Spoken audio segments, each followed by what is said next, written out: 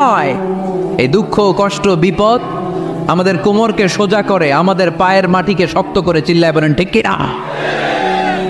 প্রতিকূল পরিবেশে কিভাবে বাঁচতে হয় এই দুঃখ কষ্ট আমাদেরকে শিখায়। এজন্য